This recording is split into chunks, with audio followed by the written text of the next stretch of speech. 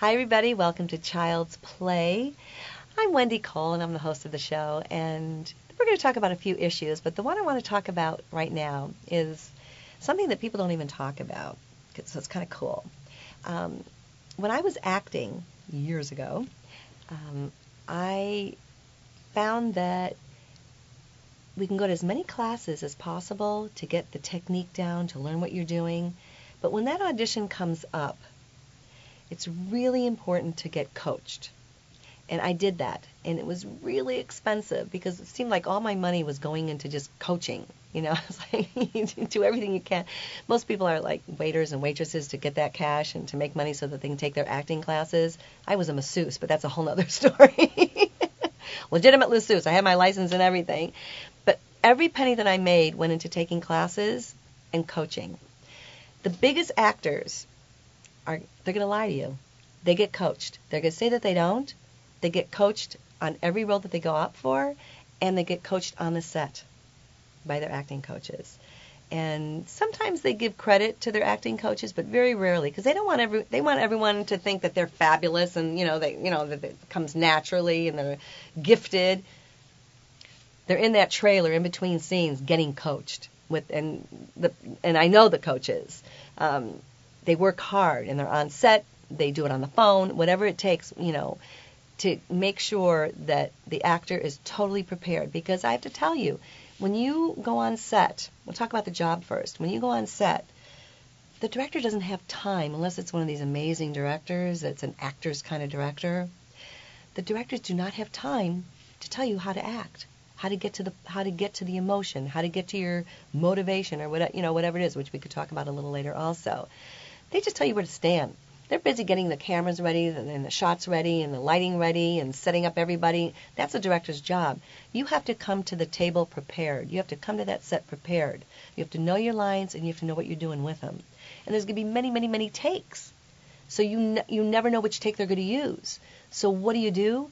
You have to know exactly what you've been coached to do, plus more. Because they may say, try it this way, try it that way. They'll say, do it louder, make it bigger. You can't just make it louder or bigger. You have to go into what you've been thinking of and what you've been using for your substitutions or whatever, and make it more intense. Raise the stakes, as we say. So you have to really, really, really, really be prepared when you get on that set. Now that's for the on-set jobs.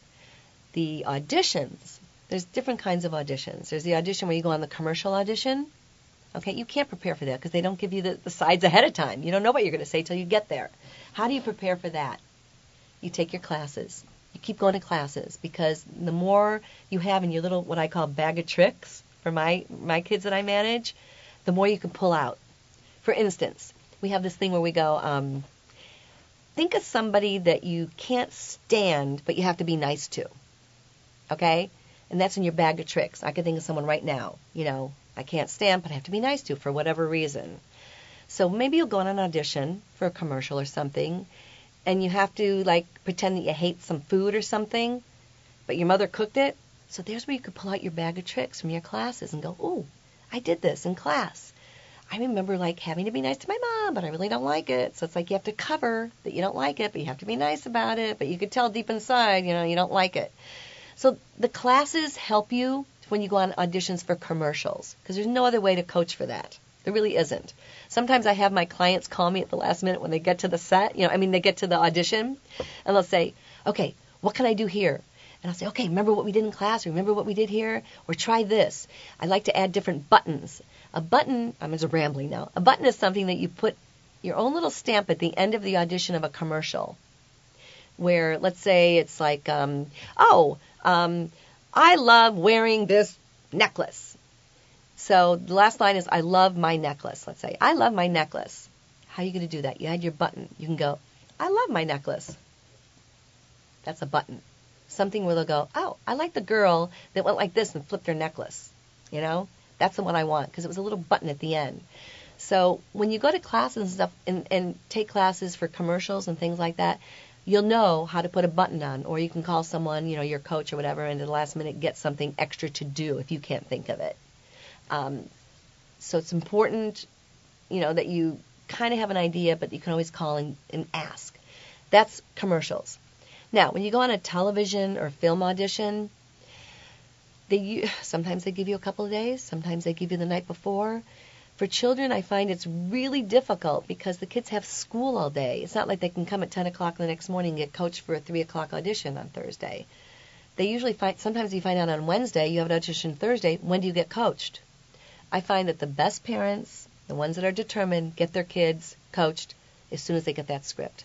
Even if they get out of school at 3 o'clock, they get coached right away. 3 o'clock, 4 o'clock, 5 o'clock, whatever it takes, so that they're ready for the next day. Very rarely will you get an audition the same day for a television or film part. Very rarely.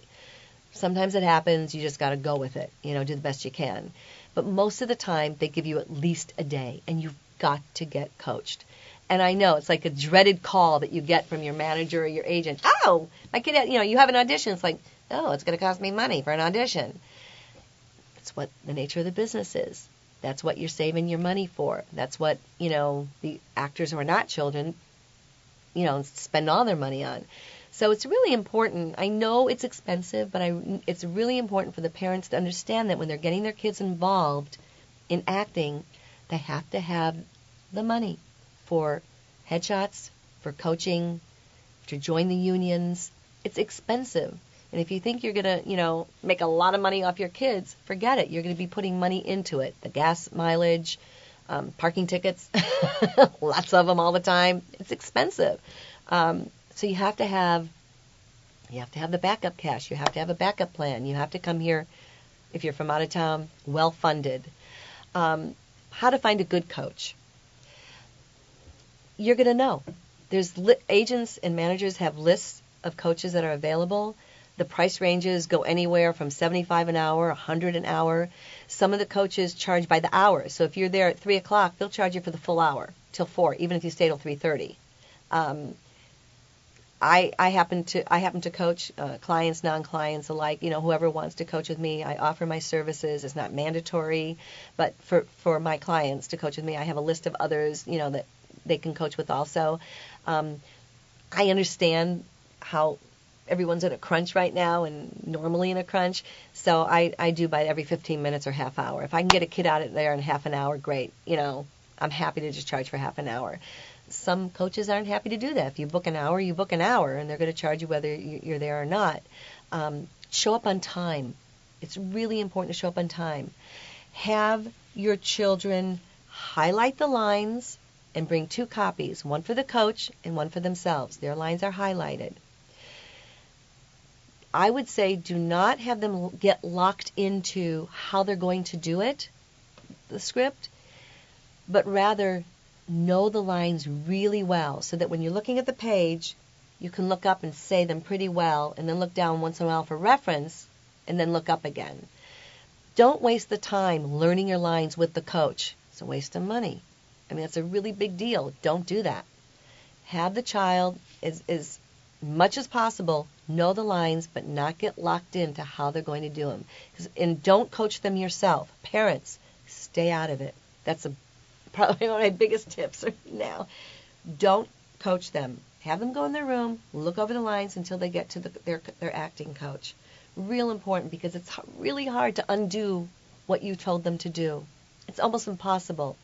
And a child will come to me like doing something really weird. I go, well, where'd you get that? Oh, I went over it with my mom or my dad. I go, don't do that. Really important not to do that. Who are the best acting coaches?